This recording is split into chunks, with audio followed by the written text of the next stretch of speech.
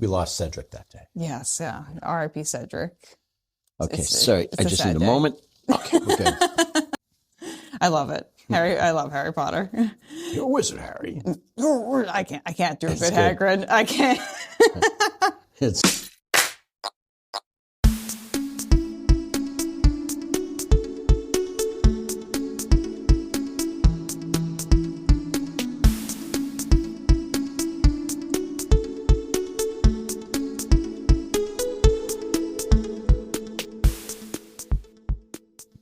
Hello, my friends, and welcome back to Runnah, running on Cape Cod, Massachusetts and beyond, and welcome back to your favorite local running community. I'm Juliana. We are back at the Falmouth Running Club office today, and we have a very special guest with us. We have a local legend, local because you're local to Massachusetts, which is fabulous.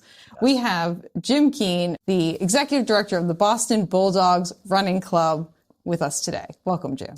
Thank you for having me, Juliana. Yeah. Legend, I'm not sure if I would use that word, but thank you. I'll take it. Local legend. Local legend. Local legend. Exactly. Because you're local to Massachusetts. So I'm the executive director of the Boston Bulldogs Running Club. Yes. And we're a running and wellness organization for people in recovery from drug and alcohol addiction. Very much so needed. Exactly. As well as friends, families, family members, and allies. I think that's great, too, that you're including those people, because I feel like that's definitely something that gets left in the dust sometimes. And dear God, who of us is not an ally?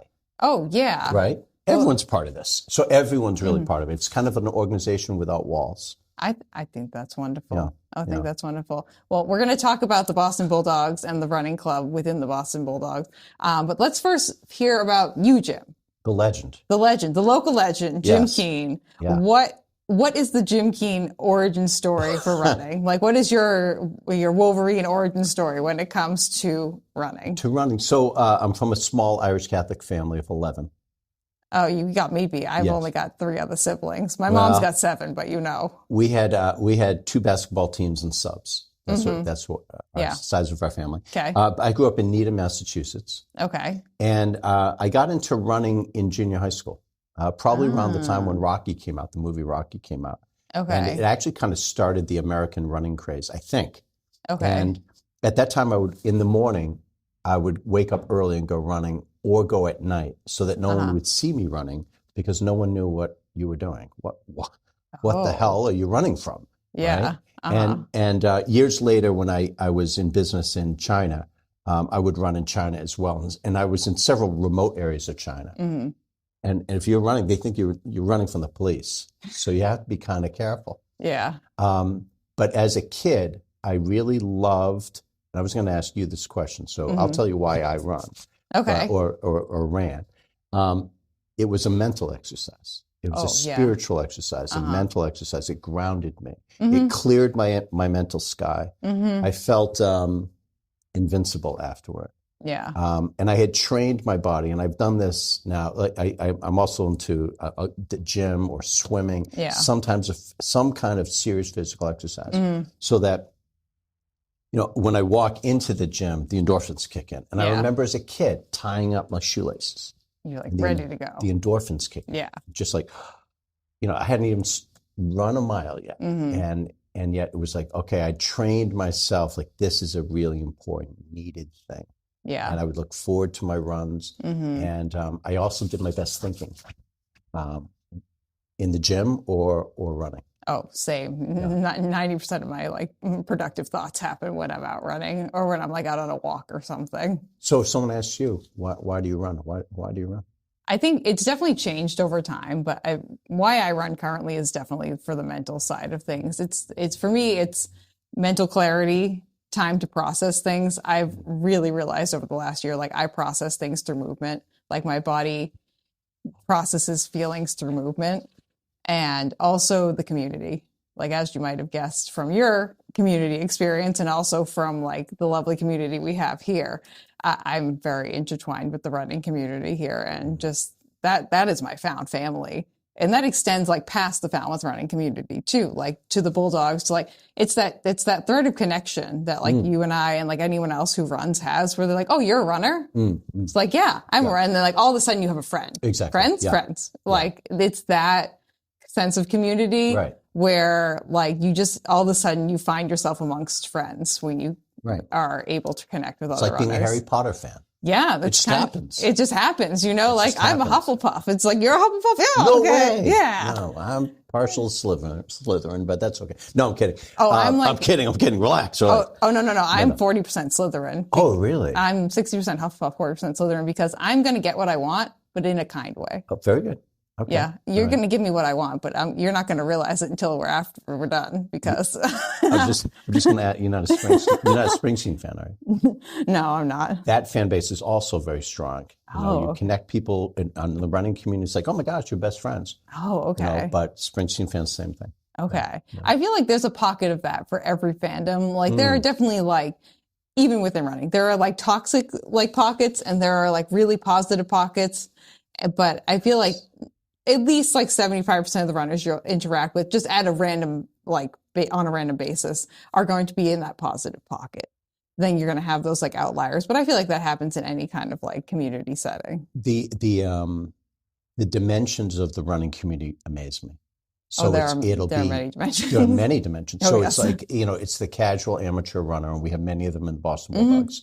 But then we also have very serious runners, people who are marathon runners or ultra marathoners.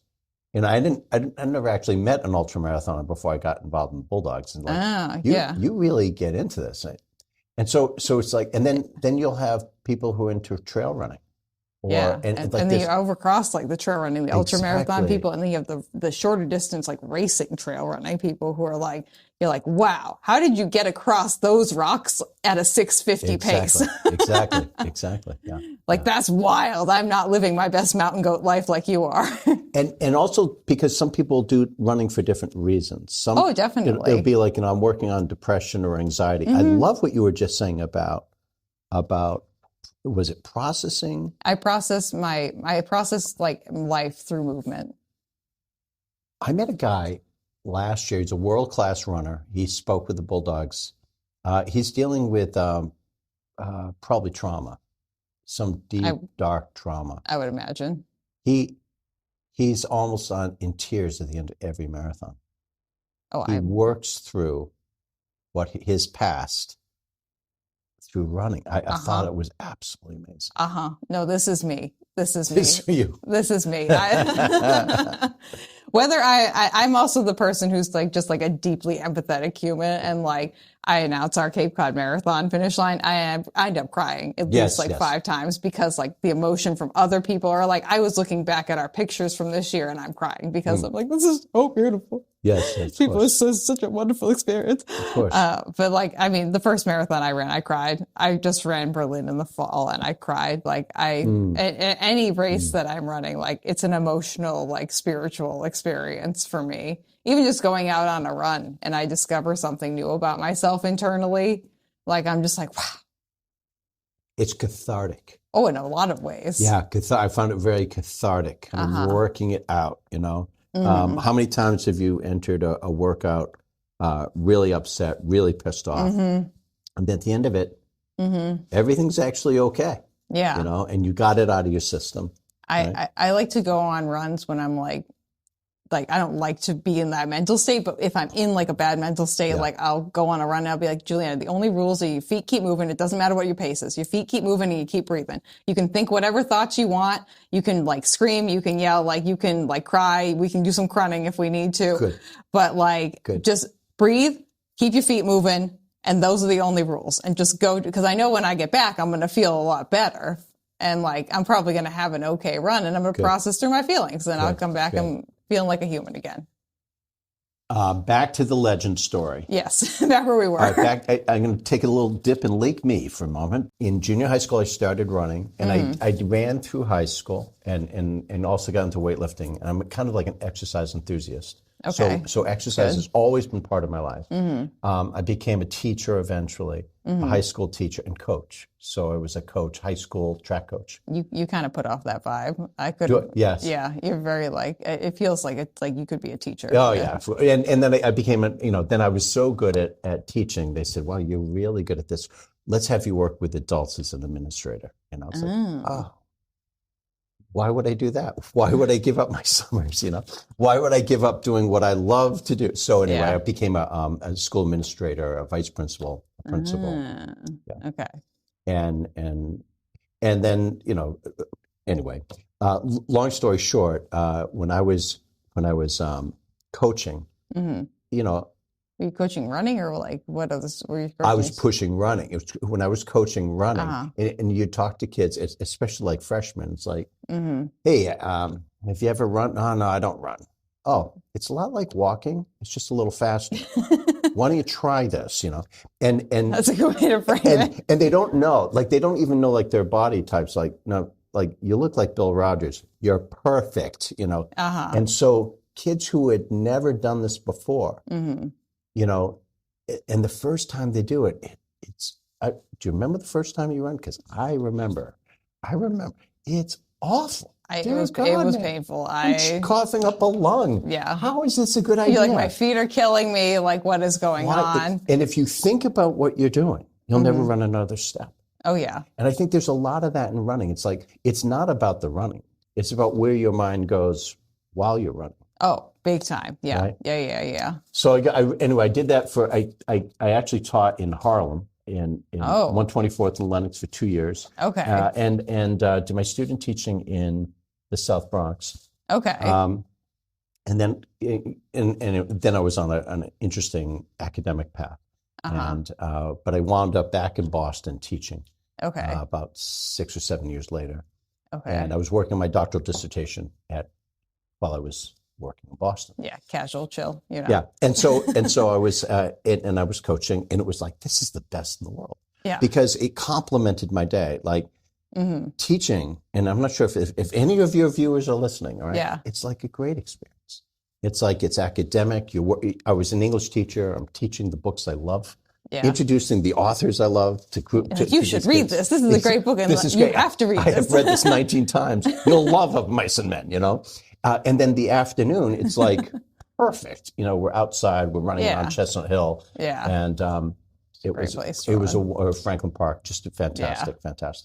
And wholesome. It's a really wholesome activity. Yeah. I feel like those are the two main components of running on their own too, is like the mental side of it, like the thinking portion, like thinking about like running, like while you're running, like processing thoughts while you're running, like that English teacher brain side of things. And then the actual physical doing of the running too. Like those are the two components that you need, and you're doing them together and separately right there.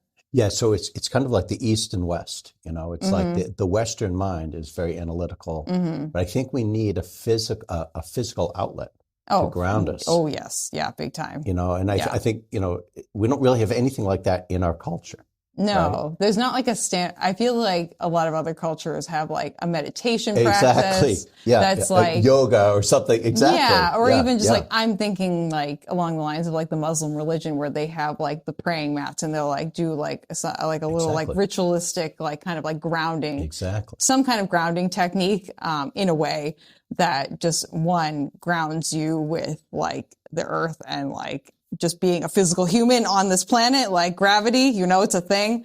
And then also with other people, because you have a shared experience of like, okay, like at these times of the day, we do our meditative practice, or we come together to perform like Tai Chi in the morning or something like that. We don't have that. You're right. There isn't like a standardized, like, okay, you go to I'm thinking like, even in like the UK, like they have, for when it comes to running, they have like park runs everywhere. Yeah. There's so many park runs in the UK. Yeah. So like that is kind of honestly like one of their like ritualistic practices is like, yeah, you can go to any city in the entire UK and there's a park run happening. Not here. Not so much here. Yeah, no. Maybe we're getting there. We're getting there. Like there's been a boom. The Bulldogs are great for people in recovery and their friends, family members, and allies. But truthfully, everyone should have physical activity as part of their life. And everyone needs community. Oh, 100%. And our community is fraying. No one. Yeah. COVID took a big hit at that. Well, it is. It's happened before COVID. No one goes to church. No one's doing bridge night. No one's doing the bowling leagues. Yeah. And It's something that's harder. I feel like it's harder to do. And like, I'm someone, if, as you might have guessed, who's, I'm assuming like yourself, who like really thrives on having a community. Like case in point, me and my friends have started a book club around here too. And like anyone who seems like remotely like interested and is like in like, generally it's like other ladies who are around my age. And like I meet them and they're like, I can't make any friends here. Like, would you like to come? Would you like to come to book club? Yeah. Like we've invited so many people to book club now, me and my friend Nicole, like, because like we are both of the same mindset of just like anyone who wants to come to book club is welcome to book club. Exactly. And so we're celebrated a year of book club. What book are you reading now? The Harry Potter and the, no, sorry. No, no, we're not reading any of none of like the classics. The classics. Yes. Yes. The greats. The greats, of course. The Invisible Life of Addie LaRue right now. Good for you. Wow. It's pretty good. We just finished up the storied life of AJ Flickery. I gave that a 2 out of 5. It was a beach read. Okay. I did just read though. I don't know if you've read T.K. Klune's book works. Yes, but if you'd have to say the title. This is one of his newer ones. It's Under the Whispering Door.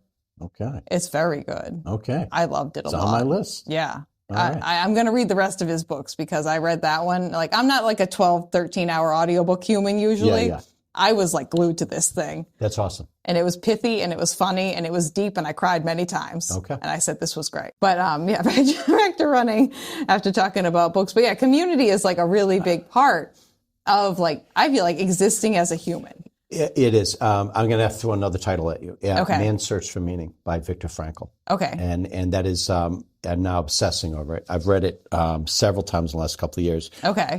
And Frankl's a Holocaust survivor. Oh, okay. And he's also a psychotherapist. Okay. And he basically he introduces himself. You know, Freud said it's all about sex, and Adler said it's all about power. Okay. And Frankl steps in and says, you know, it's about meaning, like Jung. He says it's about meaning. Yeah. And he says despair is suffering without meaning. Oh. So if you can give meaning to someone's suffering, then they do not despair. They may suffer, but they're not despairing. That's a really good point. It's a really good point. And I'm going to say that's true. I agree. I do. Right. And in the recovery world, it's absolutely everything. It's like, you have suffered, but it's the despair. And if you look around like the opioid deaths, these are deaths of despair. If you can give somebody meaning in the midst of the depths of their despair, you're saving them.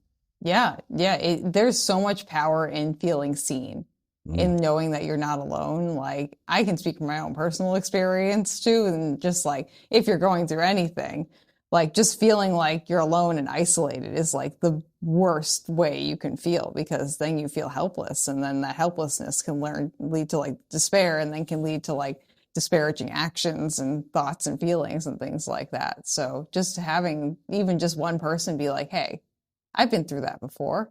You might be going through this, but you're not alone. Like, that's like the biggest lifeboat you can send to someone. So like the Bulldogs, we do 286 weekly runs a year. Yeah, all right? That's right. We do 5 runs a week, 6 different locations. It's, you know, however, we also, last year, we did 121 giving back opportunities, soup kitchens, shelters, hospitals, sober living houses, prisons, and schools. And especially in like sober living houses, recovery centers. Yeah. People who've gone through the darkness of addiction can speak with authenticity to people who are in the middle of that struggle. And that's how you you give meaning to your past suffering. Right? It's like it's cathartic for you and the person you're also talking to. You're sending that person a life raft. Yeah. But you're also unloading weight at the same time. Well, you're giving. It's like, why did I go through the hell that I went through, so that you can help this person? Yeah, you're giving meaning to your suffering. And something I say, you talk to people, and every day we're meeting with people who are in some of their darkest days. Oh yeah, I would imagine. And you say, someone who you don't know needs you to recover now, so that you can help them later. That's a good point. And this wreckage that you're going through, this is tuition. Yeah. And and so that you can get the certificate so that you can help them down the road. No, I believe that 100%. I have a lot of like medical conditions and stuff too. Some of them are like not super common, but like I'm very like vocal about all the things that I'm going through, and I like share everything that I'm going through because I know that like one, I've greatly been helped when other people have been like that to me because again, like a lot of the things they're going through are like not super common conditions. And so it's hard to find one, a doctor that will deal with you, and two, other people who can like, who can actually like be like, oh yeah, I've been through that before. But those few people who have like reached out and been like, oh, I've been through that before and this is what's helped with me. Some of them have like legitimately changed like the trajectory of my life just by small little suggestions of being like, I've been there. I know what it's like. Here's what helped me. And if I can do that for at least one other person and like just create more like sound and like vibrations and just like noise behind whatever these conditions are, like that's my goal, you know? So if you can like, I feel like if your actions are able to help at least one person, you've done your job. Yeah. Yeah. Well, I would say the Bulldogs, they help more than just one person. Well, yeah, you're more than doing your job then. and you know, sometimes it's like you're talking to somebody who is living in the past. They can't get out of the loop that replays the events of their past. And you say, oh yeah, and I know what that's like. Yeah. You do? Yeah. I know exactly what, you know, it. Yeah, you're in the circle of death right now. It changes. It does. Yeah. Yeah. You just have to, it takes time. And then, but the other thing about something else the Bulldogs do is we have a marathon team this year. 15 of our members are running the Boston Marathon. That's very exciting. And so the BAA, the Boston Athletic Association, gave us 15 bibs. We formed the marathon team. And those 15 will be like on a showcase in one of the largest running platforms in the world. Yeah. And calling attention to the power of exercise and community for people in recovery. Are you guys doing any planned storytelling around? Oh, we do a lot. Yeah, okay. yeah. And they will raise money. They're raising money for us. And please contribute. The Boston Bulldogs BostonBulldogsRunning.org, and you can contribute because we're a nonprofit. I'll put the link in the description. Please put the link in. But the other thing is they're going to be joined. Last year we had 33 runners in total run the Boston Marathon with the Bulldogs or for the Bulldogs. Yeah. And so we had our 15, and then members of our club ran for other organizations, or they qualified. Yeah. And so that's incredible. That's awesome. It's incredible. But what it says to the people who are on the sidelines or people who are in the grips of recovery or to their family members is that there's hope. Like it's a redemptive act. There are amazing things that are possible. I think you're exactly right. I think one of the things that you haven't like directly said, but I can hear you like saying like from all the things that you're saying is that like sometimes when you are like in like a really hard, challenging spot, your brain only sees what's happening directly in front of you. And like, it's kind of like when you're walking through the dark and you have a headlamp on, you can only see as far as the headlamp is throwing the light. But as soon as like the sun comes out, you're like, oh, wait, there was like a bathroom and like there's a shop down the street. Like my house is right there. Like I just couldn't see it in the dark. Like your brain gets stuck with where the headlamp ends and doesn't realize that like the rest of the world still exists beyond the headlamp. I love the headlamp analogy because you don't see the off ramps.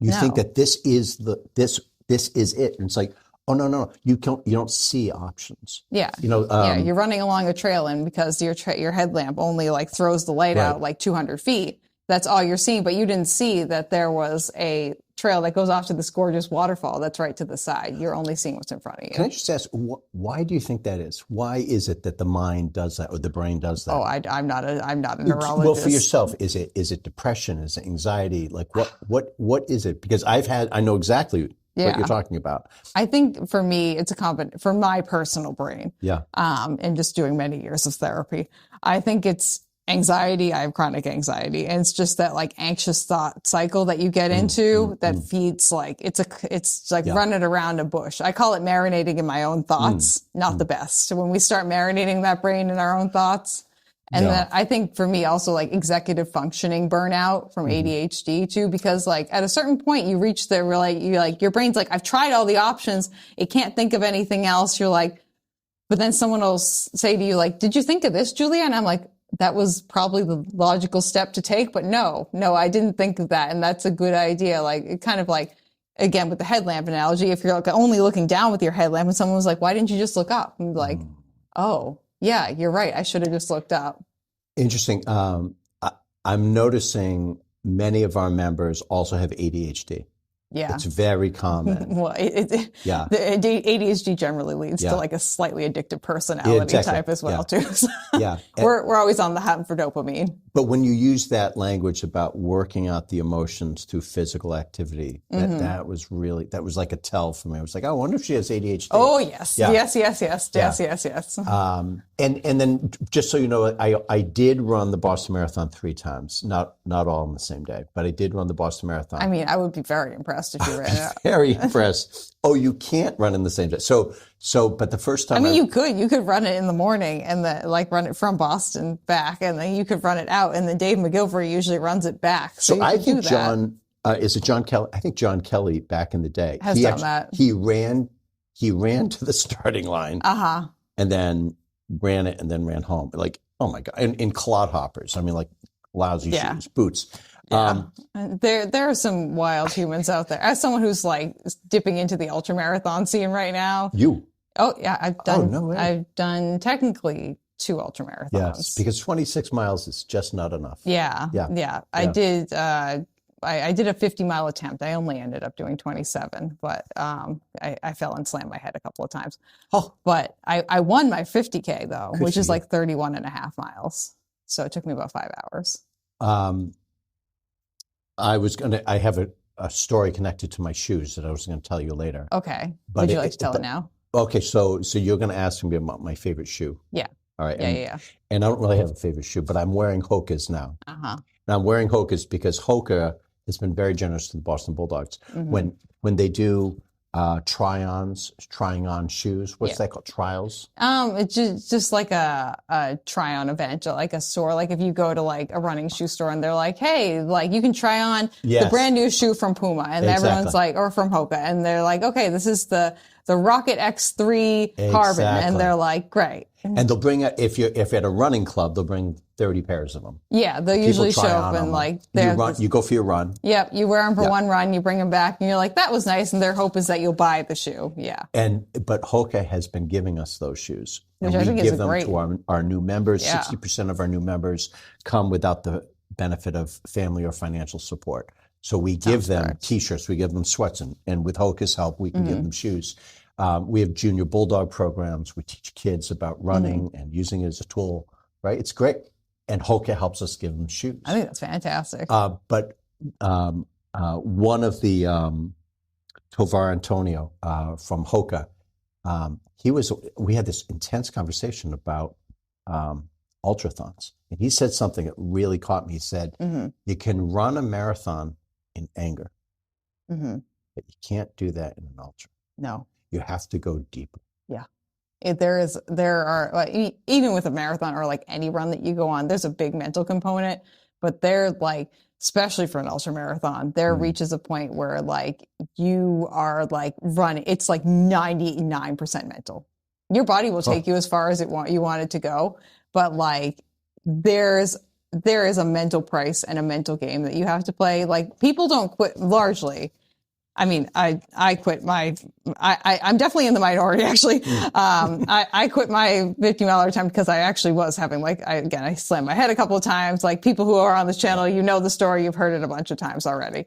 But I mentally made the choice of like, I would like to continue, but physically this is not a smart idea. I've slammed my head twice, probably not. Let's not keep going. And it was a loop course, so I was able to tap out after the second loop. But like you reach a point where it's like, it's 99% mental. Like your body is telling you absolutely not, we are not going, but you're like, no, we are finishing this thing no matter what happens. It's amazing. Yeah. It's definitely, and it's a lot of like bargaining too, of like, cause ultramarathons, especially when you reach a certain point, it's like a run walk kind of combination, or like hiking kind of. you reach a point where you're like, okay, I want to run, but I can't, or I want to hike, but I can't, or like the way that this terrain is set up, like I physically can't run. So we are going to be hiking. And just like marathons are like road things. You can kind of largely like set it and forget it with a pace if you want to, like you can kind of tap out mentally. Ultra marathons, you're like, nope, okay, I guess I'm walking this and now I'm running this and now I'm jogging and now I'm climbing and now I'm walking and now I'm running. Or like even this morning with the ice too, I was like, this is more of a trail run than it is anything. Cause me being like, like I'm walking across ice parts or I'm like scooting out into the thing. It's like, okay, you have to like mentally be able to like be okay with the fact that you're not going the same pace and you have to stop for a little bit. And then like maybe you sit and take a nap and then you get up and then it's like, okay. Like it's that getting back up though. That's kind of like the big thing I feel like with ultra marathoning is like staying mentally in the game and also being able to stay mentally in the game and get yourself back up for when you like go through an aid station, you have a bad mile, you have a bad like hour, you have a bad like 5 hours. And then you just like, you fall a bunch of times just being like, okay, is this safe for me to keep going mentally? And then mentally being like, okay, let's go. I've done a couple of loop courses so far, and the general sentiment I've come across is that when you go through the loop, you have to be able to go through the starting finish area and go one more time, and then just with enthusiasm go back onto the course and just be like, one more time. Jeez. Even if that one more time is one more time out of like 10, and you have like 8 one more times left. That's incredible. But I feel like that's applicable to everything in life, though. Yeah. You have to have that attitude with a lot of things. And just like being able to like do that with running, I feel like is a double whammy for your mental health if you can do it in a positive manner. So I don't know that if this is, if research bears this up, but in the Bulldogs, there definitely seems to be an attraction among type A personalities, are attracted to, I dare say, are attracted to opioids. Okay. And then you can say to them, this is not working for you. Let's try switching this, take that away and add this. So it's not, we're not an abstinence program. It's not like, just take, just root drug and alcohol addiction out of your life. No, we're saying, get rid of that and replace it with this. Yeah. But what running does, and especially distance running, I feel everything. Like I would train in January. The Boston Bulldogs are going to start training on Saturday, the 20th. Okay. And it'll be their first long run, and we're going to have a lot of people show up, and it's going to be very exciting. It's wonderful. So it's the time, it's like there's snow on the ground. This is when you start, and it's incremental. So you slowly increase the amount of miles you do. You're building up muscles and endurance and lung capacity. But the other thing is you break down, it's the math you do when you're in the race. Right? Runner math is the shoddiest math I've ever heard in my entire life. It's like, for me, it was like, it's 2 10-mile races and a 6. It's 20 miles to get to the starting line and a 6-mile race. It's really just a 6. You know what? Dear God, it's really just a 6-mile race. It's just a 6-mile. I'm just jogging. Exactly. I'm just jogging right now. I just have to get to the starting line because that's when it's tough. It's not the first 20 miles are tough, but they're not like the last 6. Yeah. Right? Oh, yeah. And then the other thing is you can approach all of life's big projects the same way. Yeah, breaking it down. Breaking it down. Yeah. I would not suggest breaking your big projects down outside of running with runner math, though. It's not the most, it doesn't stand up. It's bad. my favorite. I'm mathematically challenged, you see it out. Yeah, same. I'm totally. My favorite runner math to date is still my best friend, Ben, who, he runs this race called Jigger Johnson, which is up in the White Mountains. It's a 50 and 100 mile race. So he's run the 50. It's inarguably, I think, the hardest ultramarathon on the East Coast. Like you are traversing through like all the White Mountains. He runs the 50 mile every year. But that starts and there's a 100-mile thing. And I guess there's a bus ride that goes to the starting line. He hates riding on this bus. So he decided that since he hates that bus so much, And the 100-mile distance, you start the day before and you go and you meet up with the 50-mile people and then come back with them while they do their race. So you kind of go and meet the 50-mile people at the starting line, as the bus does. And then you run it back with the 50-mile people. So it made more sense to him to just run the extra 50 miles through the White Mountains, like in the 24 hours of running, than just take the 40-minute bus ride, because runner math, 40-minute bus ride that he hates versus an extra 50 miles in the White Mountains, Exactly. Runner math. Exactly. Yeah. They're equal. 50 miles. 50 miles in the White Mountains equals 40 minutes on a bus. That is amazing. That is just amazing. I'm just like, that is the shoddiest and the best runner math I think I've ever heard in my life. But it is that breaking down of like problems, challenges, and things where like, if you've done it on a run and made it so like you're able to break it down, and you also are able to be like, I did that. Yes. It makes it more possible to do that in other parts of your life. And you build momentum as you go. And the other is like you do your run or you have your workout, and then suddenly everything else, the rest of your day becomes ordered. Yeah. And the other thing is, especially because it's running, it's like, well, okay, you did that for yourself. What's next? Yeah. You might not want to say, I'm going to go to Burger King. You might be more conscious of what you eat, and this is also really important in recovery. Like, are you looking at other wellness tips or wellness habits? Are you listening to music intentionally? Do you read by candlelight? Ever try that? Do you take long walks in the woods? Is that like one of the tent poles of the Bulldogs, reading by candlelight? I do. So actually, the idea is that. Especially in recovery, you need to restore a kind of neuroplasticity. You need to expand. So new experiences for you, really important. Yeah. Try something new, something you've never done before. And for many of our people, they've never run before. Yeah. They've never been part of a community like this before. And many of them self-isolate. They don't want to be in part. And so what makes the Bulldogs work is we have leaders who have been trained through the club. They've went through our Full Circle 1 and Full Circle 2 program. But when they show up, they reach into the new person and they make them feel part of this. Yeah. And that's why we've gained 142 members this year. That's fantastic. And that's because of our leaders.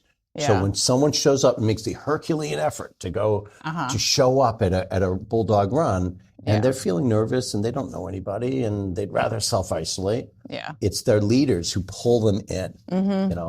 You're new here.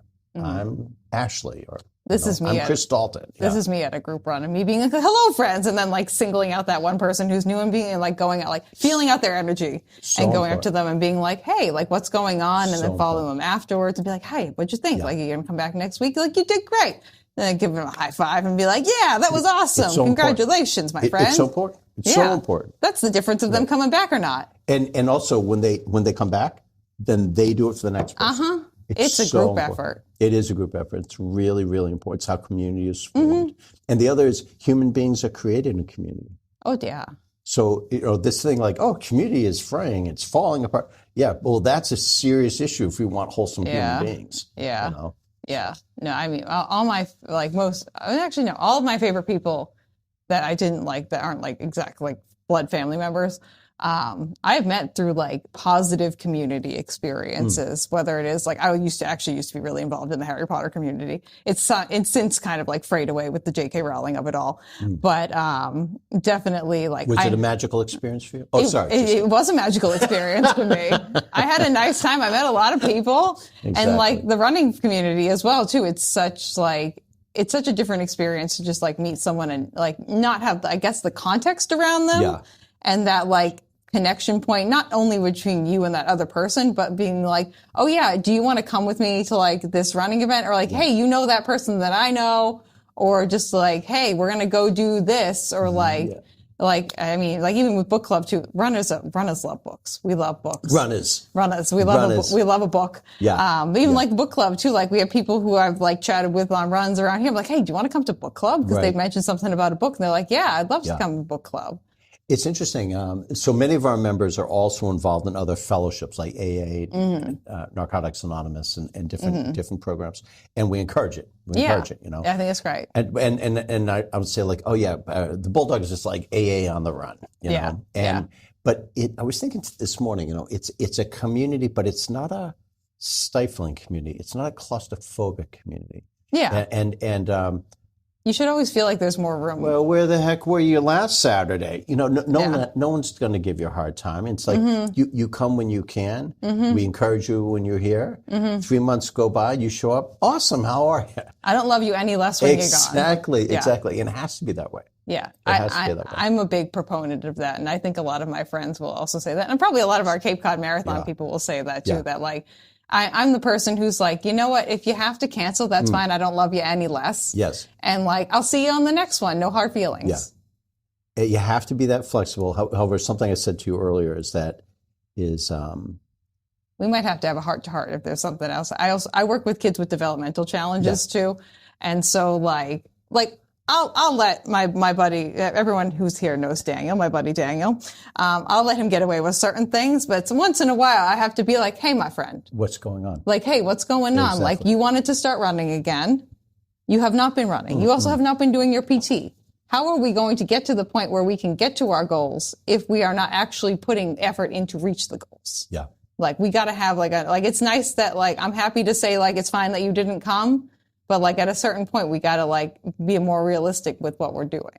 So what I was going to say is that with the Bulldogs, you get the sense we're the Boston Bulldogs Running Club, and no one realizes we're the Boston Bulldogs Running Club for people in recovery as well as friends, family members, and allies, right? Yeah, they're just okay. So we kind of left that part out because it's too cumbersome on a T-shirt. I feel like that might fill up the whole front of the jacket. Exactly. But it means that it's not just about T-shirts and 5Ks. It's not just about high fives and granola bars after the runs. It's checking in with your peeps. It's serious. It's like, our members are running and they're in community, and it's intentional, and the recovery depends on it. Oh yeah. The number of times when I've been like in a depressive state and like I've just gone and talked to one of my friends or like gone for a run like with one of my friends, and I come back, I'm like, yeah, I'm a fully different human right now. Like I just did a huge 180 and like I'm good now. Like everything is fine. And for you and for anyone listening, right? We'd love you to join the Boston Bulldogs. Yeah. But that's not really what I'm saying. What we're saying is physical activity and community are vital for everybody. Yeah. And if you're not sure where to start, dear God, come and visit the Boston Bulldogs. Yeah, come and visit the Boston Bulldogs. It's a nice time. Yeah, I think you're exactly right. And like I always encourage people to, because like one of the things that's come out of like me taking on some ultra marathon running is people are like, I wish I could run for that long. And my response to them is, you don't have to. You really don't. Like, you don't have to run that long. No one's making you. And my suggestion to them is just do something that is movement that makes you like happy. And like brings you a sense of joy, and like you'll come back to. And largely the things that people come back to with movement are things that involve community, group runs, group classes. Like even if you're doing something on your own, like even if you're doing like remote stuff, I've recently taken up being a ballerina. I'm living out one of my dreams. How's that working for you? I can do a releve and a plie. And dear God, you're on the way. Yeah. I'm doing all the ballerina things, mostly because it's good foot strength work for running. And also, again, I wanted to be a ballerina when I was like 5 years old, like really bad. So I'm living out my dreams. But just doing like YouTube videos at home, but then it's connected to like an online group of people as well too. So it's not just like I feel like self-isolation is the death of us all. I agree with you. Yeah. Like there are people who like probably can live as a hobbit. Ben is one of these people. My best friend Ben, he could live as a hobbit for the rest of his life, and he would probably be mostly okay.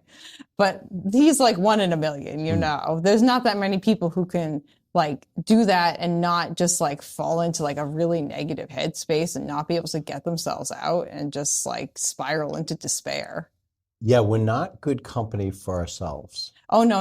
I realize one of the thoughts I've had to myself recently is that, Juliana, you are the person who is best at gaslighting you is yourself. Yeah.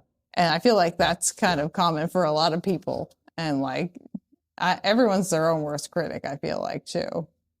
I'm just going to make a little segue. all Okay. right? So my brother, when I joined the Bulldogs, someone said, my brother asked, what's it like being part of the Bulldogs? And I said, oh, it's great. We measure our days by the number of times we weep. And it's not because things are bad. It's because some of the stuff is just so inspirational, right? And this summer we started a program in Roxbury with the Whittier Health Center. Okay. And that's a new project for us. It's a new community. It was fantastic. And so one day in August, I went from there to the office of the director of the Boston Ballet. Oh, okay. You brought up ballet. Yes, I did. And from that meeting, this person doesn't know me. Maybe they will in the future. From that, well, dear God, they're looking, So, can we get the shoddiest ballerina in the entire world? She was good at ballet when she was 5. Exactly. But from that meeting, they invited the Bulldogs to the Urban Nutcracker. That's fun. And we're going this weekend. That'll be a blast. And they were like, they offered us, well, how many tickets do you want? And we're like, we kind of went back and forth and was like, I don't want to get stuck with tickets I can't move, Yeah. And I haven't seen the Urban Nutcracker. I'm sure it's great. Yeah. So we said 60. They went in a day. Wow. Wish I had said 120. Yeah. But I mean, unbelievably generous. But for our members, think about, this is something we're doing as a community. You may have never done this before. Think of neuroplasticity. Yeah, we're trying something new. A new experience. Yeah. Try this. Maybe you'll hate it. Maybe you'll love it. Yeah. Maybe it'll open a new dimension for you. Yeah. How cool. I'm definitely and I feel like the friends in the community that I have right now is such where I can try new things and they're like, that's great that you did that, Julia. They're very encouraging to try me trying new things. Right. And also just they're not disappointed in me when I fail and there's no expectations for anything. So if I try something and I don't like it and I say, that was nice, they're like, great, you tried that. That's awesome. That's kind of the general thing. And there's no judgment in either direction, which I think is really important for any kind of productive sense of community of hey, you tried that. I'm glad that you did. Did you like it? If you didn't, that's fine. You can try something else. No worries. Yeah. And just being able to be inclusive and kind and welcoming, but also just you know what, you do you. Yeah. Sometimes it's not about trying something because you'll find something you'll love. It's trying something for the experience of doing it. Yeah. I did something this year that I have never done before. Did you take up ballet as well? Well, it was close. It was close, but I went fly fishing. Oh, okay. I went fly fishing with a man named Jim Faust. Okay. And he started a nonprofit called Adam's Parachute. And he takes people in recovery fly fishing. Does he know Matt Carroll? I don't know. I will ask him. Okay, because I'm pretty sure Matt Carroll is part of something like this. But this is an unbelievable thing. In the recovery community as well, too. And it's unbelievable. And it's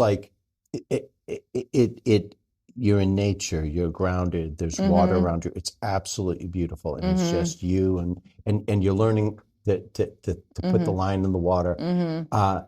Therapeutic right there. Unbelievably therapeutic. When I first heard about it, I was just, I have to call this guy. I have to talk to this person. I will be going fly fishing. And I've gone twice and we're going to do a fishing trip with the Bulldogs in the spring. Oh, that'll be probably awesome. At the Swift River. Okay. Near the Quabbin Reservoir. Oh, okay. Yeah. That'll be a lot of fun. Yeah. I think and sometimes it's it's that novelty experience too that just gets you out of your brain or starts a connection with someone to even if it's something that didn't go well, trauma bonding is also a thing. I feel you can also have positive trauma bonding where it's not an actual traumatic experience, but even just going to a restaurant and having it be a disaster area and thinking back and now you have all these inside jokes with people about oh my God, can you remember when that waiter dropped the lobster on that guy's head? That was not our favorite. We're not going back to that restaurant, but that was freaking hilarious, Exactly. all those things there. It's just it doesn't have to be something that you actually enjoyed and you want to come back to, but if you did it with other people or if you have memories where you're that was a wild time. That was a wild time. It was also something I never would have done before. Yeah. And it's not necessarily jumping out of a plane with a parachute on. Yeah. But it's a new kind of experience for people who, it's I actually can't believe I'd never done this before. It was Yeah. awesome. We did two things we did this year. We did a rucking retreat. Oh, okay. We had people with weighted backpacks Yeah. in the Blue Hills, and it was awesome. Oh, yes. And it was like, and that's also the really important thing is we want our members. We're a running club, and we walk also. Some people are just can only. I'm one of them. I can't run anymore. So I don't hate on as someone who is professionally, non-professionally taking up ultramarathon running, which is inarguably what we like to call power hiking. Exactly. There's a big amount of power hiking, which is just walking. You're just walking. We're walking.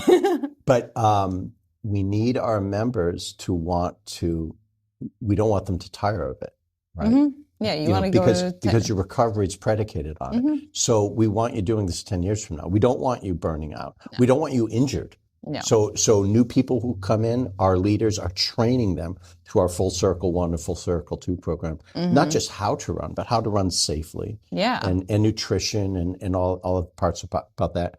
But also diversify. So we do a trail run on Sunday, for instance, in Needham or in the Needham area. And then the rucking retreat was part of that. And then we also did with Beacon Hill Athletic Club's do like a track workout? Trauma-informed yoga workshop. Oh, trauma-informed yoga. Yeah. Each, once a week for the whole month of May. It was awesome. That sounds nice. And, surprise, surprise, there are a lot of people in recovery who are dealing with trauma. Yeah. Well, I think that's one of those things too, where like, if you were to approach someone outside of a group setting, like outside of the Boston Bulldogs who was going through recovery, and you were like, hey, my friend, would you like to do trauma-informed yoga? They would be like, absolutely fucking not. like, who do you think I am? Yeah, exactly. Exactly. You got to be careful who you ask. Yeah. Who do you think I am? Am I like some teeny tiny, like 75-year-old little like white lady who like has been spiritual their entire lives and teaches Pilates? I don't think so.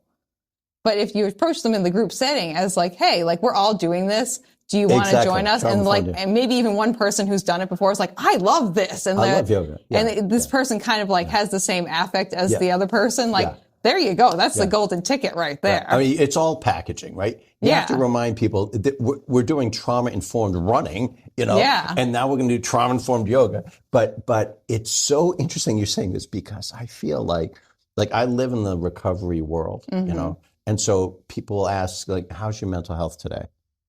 And, you look at your watch and it's like, well, it's actually, and you're saying, so it's like, but it's a normal question. It's a normal question. It's a check-in point. But you got to be careful when you leave the recovery bubble not to ask that of others. Like, what?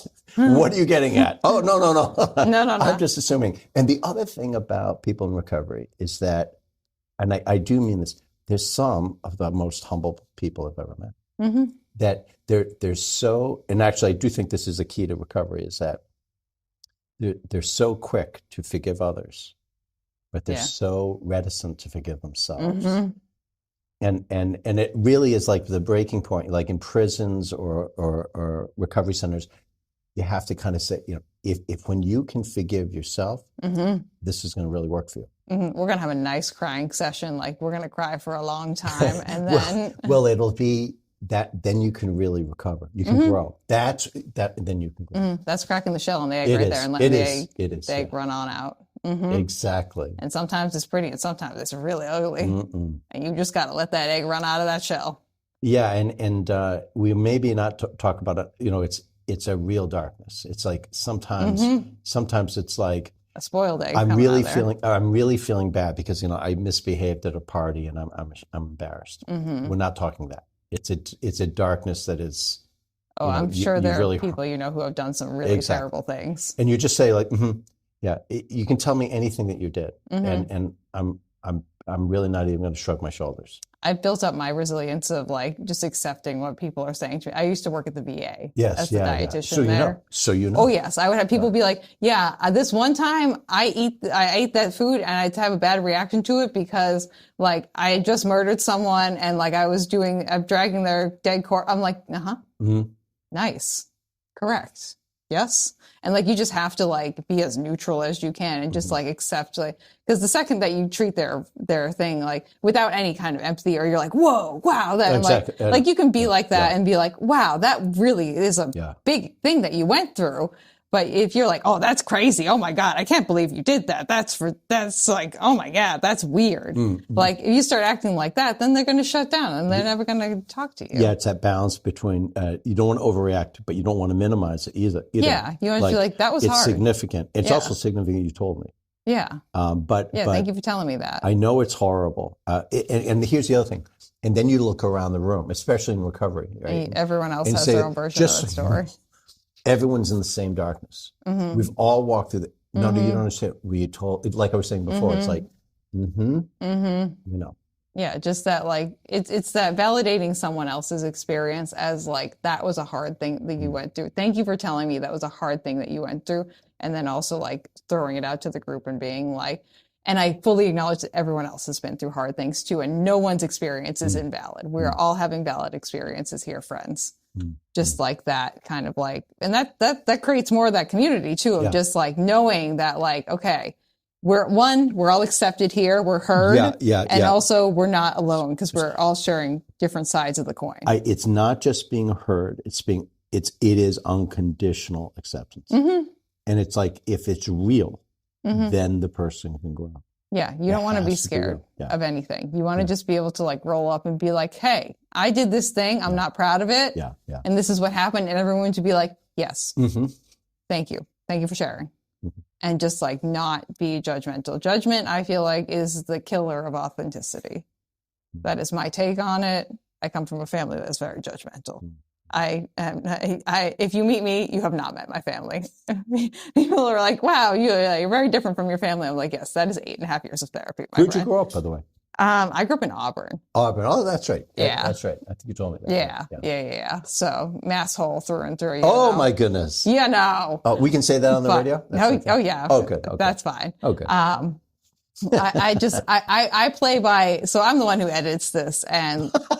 Oh, so that word is going to be edited out. Okay, got it. Yeah. No, we're keeping that in. I play by 8 o'clock sitcom rules. Okay. So if it's a word that you would typically hear on like an 8 o'clock sitcom, got it. Right now it's like your typical swears, like your run-of-the-mill swears. You're okay. Yeah. That's usually fine because that's something that like the people who listen to this are largely between the ages of 25 and like 70. Good. So they're well aware of your typical swears. Like we're not poisoning any young brains for the most part. So let me switch into the just a little history on the Boston Bulldogs. Yeah, go for it. We're 10 years old. We just celebrated our 10th year anniversary. Oh, I thought you guys were older than that. No. Although the impulses of the club began earlier than that. Okay. Mike Ferrullo. Yes. Is the founder of the Boston Bulldogs. Who I've met a couple of times. Who you met several times. Yeah. And he's also a social worker. That makes clinically sense. Trained. Makes sense. And had a practice in the Brookline area and got involved as part of his own recovery. Kind of realized when he was going into recovery, AA was not embracing him because his was a drug addiction. And so he found his way, he gravitated towards running and to physical exercise, and then started sharing it with others at the Shattuck Shelter in Boston. And then eventually started the Boston Bulldogs. His wife, Shelley Isaacson, and him, he was like the CEO and she was the COO. And built the organization, and now they're stepping back. And now we have Megan Langlois is our director of programming and outreach. And I'm the executive director, and we're growing. Yeah. Yeah. Do you guys have any goals for I'm assuming you do, but So this year we started goals. You said right. Yes. So this year we just started our a new chapter in Worcester. Initially we were like it's going to be a weekly run, and but it has really blossomed. The Worcester community is hungry for this. Oh, good. Almost every week we hear people saying, can you come to our location? Yeah. Can you bring programming here? Last week I met with a group of case workers in Milford, Massachusetts, and they were like, could you please come to Springfield? We need you. Can we come to Springfield? And we, we're just not there yet. We would love to do something maybe at the Cape. We're going to see how things play out in Worcester, but I think, we started in July in Worcester. If by this coming July things are strong, we'll make an assessment how strong would we be to start something on the Cape? Yeah, I think that's a great thing to do. And we have several chapters, one in Plymouth, one in Chestnut Hill, one in Quincy, and now in Worcester. Okay. So we're working that way. And we're growing in terms of membership.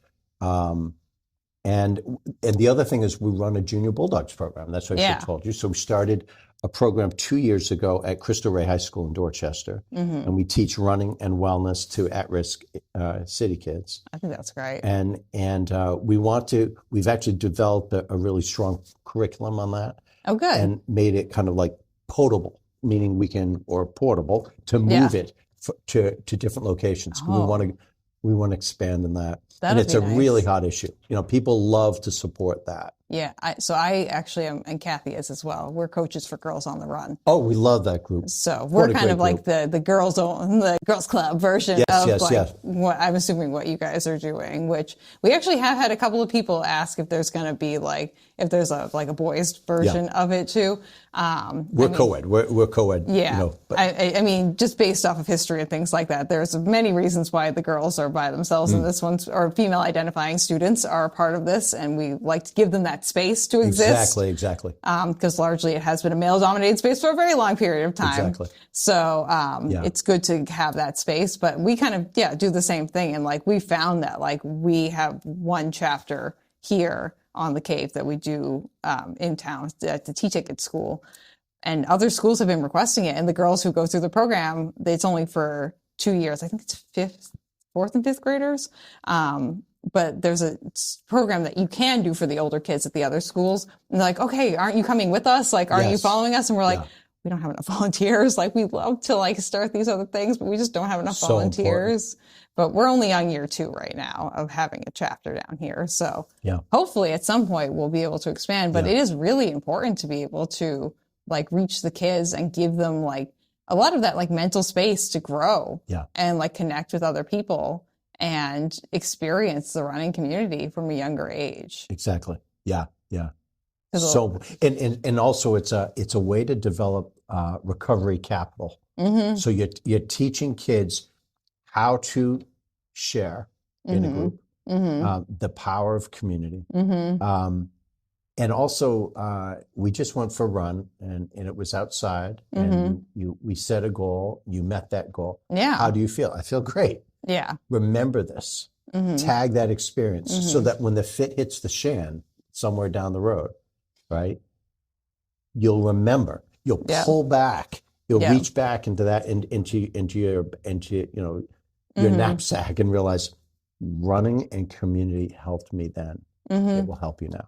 Yeah. And so much of what we do in teaching is, you plant seeds, that hopefully come to fruition later. Yeah. You teach them that they can do hard things. And then we've had some girls too, we've asked directly, be okay, how did you do? Do you think what, did you meet your goal? Yeah, I met my goal and I did it because I knew I could do it because I did it last time. It's yeah, that's right. You remember that you can achieve hard things because you can do them. And then you say things and how else do you feel? I feel calmer. I feel grounded. It's you're telling them to thematize, put into words how you're feeling right now so that, and it won't be, I don't mean that the kids we're dealing with are going to, they're at risk. And that means, everyone is, as everyone is, but it could be the loss of a job. It could be a divorce. It could be, it could be anything, crisis. Or your brain chemicals are just such where you're more prone to addictive behaviors or depression or anxiety. My brain chemicals are very anxious all the time. Yeah. So when it happens, you have tools to help you. Yeah. I think that Bill, I'm a big fan of having a toolbox.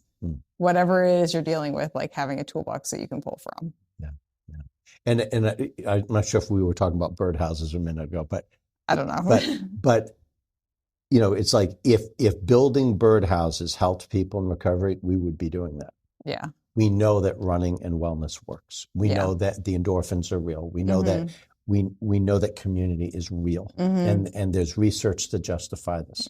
And that's what we're about. Yeah. You're showing people that they can do hard things and that they can connect with other people and give them that sense of connection, both in what they're doing now and in the experiences that they've already had. Well said. Try my best. Well said. Good. I've been through many years of therapy. And I will continue to do so. I just started EDMR therapy as well too. So I'm going to do like the eye tracking thing. We're going to reprocess a lot of traumas. So I when we talked earlier, I mentioned the book, The Body Keeps the Score. Uh-huh. Did you read it or did you No, but that was actually recommended to me by someone else again, recently so as well too. now you're realizing, wow, he knew what he was talking about. Oh, it's yeah. an incredible book. It's on my library to read list after I'm done book club book. He talks about EDMR, Yeah. I had someone, because my healthcare professionals thinks I have like a neurological condition too. But like, so like ways that like largely besides like actually physically altering your brain and like severing nerves, like the big way that you deal with like regulate any kind of neurological condition is self-soothing. Like, so you just have to find a toolbox that helps you, like using like grounding techniques or like I found, because like one of my big findings about my internal workings recently has been like I process things through movement and also song. I've been in musical theater and singing since I was a very small kid. You leave me alone for longer than 20 seconds, I'll start humming to myself at an absolute minimum. So me like restarting singing more has been like great. That's so great. Yeah, and it's great. No side effects. Yeah. I'm not hurting myself. Exactly. I have a decent singing voice, so I'm not murdering anyone's ears too, so that's nice for all of us. Yeah. But like it's that kind of the toolbox that you can pull from though. Yeah. Whatever the condition is, like and then like the reprocessing, just like I don't know, getting it out of your system, you know? That's wonderful. Yeah. I think it's a nice time. I like singing too, so Good. I almost went to school for musical theater, but you know, my mom said that's not going to pay the bills, and she's probably right. Good. So, but yeah. Jim, is there anything else do you think we should let people know about the Bulldogs? We have to let people know that the Boston Bulldogs is a nonprofit organization. Oh, yes, that's a good point, and too. we are dependent on donations. Yeah, so that's how you we should live. donate. And so you can support, your listeners can support the Yes. Boston Bulldogs by going to www.bostonbulldogsrunning.org. Okay, fantastic. And reach out to us. Please. Yeah, and like you mentioned, it's not only for people in recovery, it's for anyone who's ever touched any part of the recovery community or the addiction community. Yeah. So if you have a friend or a loved one that you've been like privy to, or you feel like you want this sense of community who will understand where you're coming from, I feel like this is probably a good place for you. Yeah.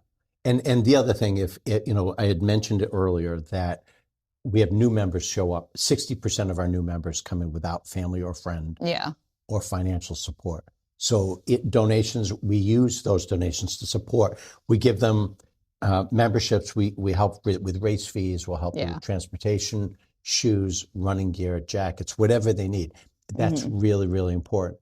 And and that's where our donations go, or for Junior Bulldogs, or for the Giving Back programs. Yeah. They directly go to facilitate more of that community. This type of programming. Yeah. And just lastly is that there's a lot of resources showered at the feet of people in early recovery, and it's important. But it's no less tragic for people who are in later recovery. Maintaining just like existing after going through that's what I mean. Like the spikes. Like, well, if I'm 6 years sober, and congratulations. Thank you. But if I relapse, it would be tragic. And as tragic it was 6 years ago. And so it's really important people understand like what that means. Yeah. And how to keep people on the beam for long-term recovery. Well, running, community, and a couple of granola bars. That's pretty good. I think that's a good thing. I think that's something, even if you've never been through like the recovery process, you will identify with. Is just like even like I'm thinking about like my medical conditions too. Like I have flare-ups like here and there. And it's like just because the condition is currently in remission doesn't mean there can't be a flare-up. And it doesn't mean that flare-up can't be even worse than the initial thing that happened. So if there's some way we can kind of just like keep things at a nice like boil where it's just like like that's a better time than yes. And remember that when I'm talking about if if someone relapses, they can die. Oh, yes. That's what we're talking about. Oh, yes. It's not just high fives. It's not just T-shirts. It's like, this is serious. This is serious. Yeah. Yeah. Oh, yes. Yeah. The people who are the most serious can also be the most whimsical at the same time, too. Oh, you no know, kidding. It's a Don't nice we style. know that too? Don't we know? There's that, like, because the people are like, oh, everything is so positive. It's like, but for a good reason, you know? Exactly. Because if we're not positive, you know what happens. Exactly. The darkness comes in. Exactly. Yeah. Everything goes to shit. Oh, you can say that. Oh, yeah. Okay, good. Yeah, you can say that if you want. But okay, well, I think thank you very much. Yeah. Thank you for this opportunity. Really appreciate it. I think that was a great, like, vibe check on the Boston Bulldogs, I think, too. And if anyone identified with that or wants to partake in any of their runs or get any more information, I will include all that information down below. And there's no lines, there's no paperwork. It's like you just show up. We just show up. You just show up, and we'll embrace you. Yeah, right? I think that's wonderful. Thank you. Yeah. And let's briefly do, what shoe do you choose to use, Jim? I know you mentioned the Hoka brand.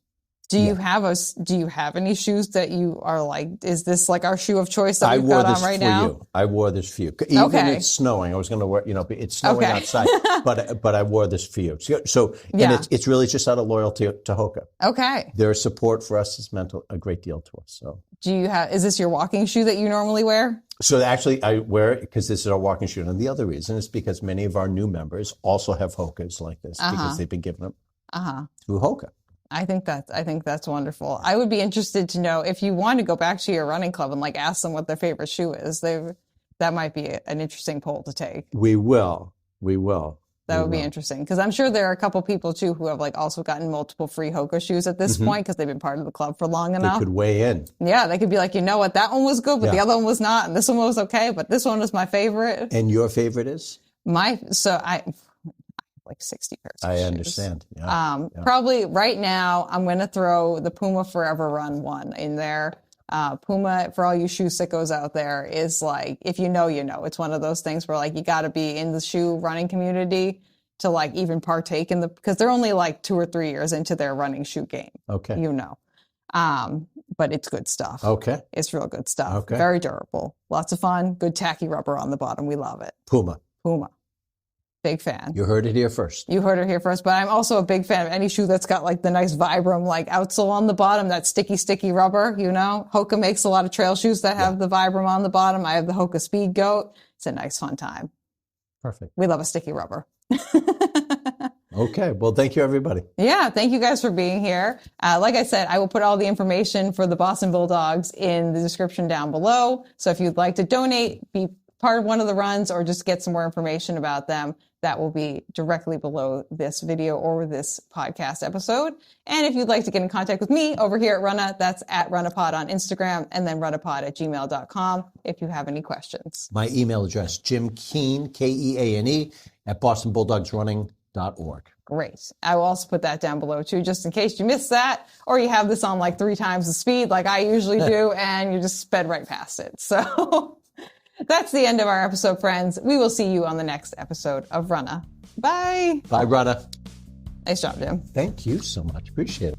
Thank you for listening to this episode of Runnah. This podcast is edited, hosted, and produced by me, Juliana Coughlin. Brought to you in part by the Falmouth Running Club and the Falmouth Community TV station. If you'd like to connect with us, you can find us on Instagram and on TikTok at RunnahPod. And you can send us an email at runnahpod@gmail.com. And our original theme music was brought to you by the one and the only wonderful Jeffrey Hutton. And keep up the great work. I'm proud of you.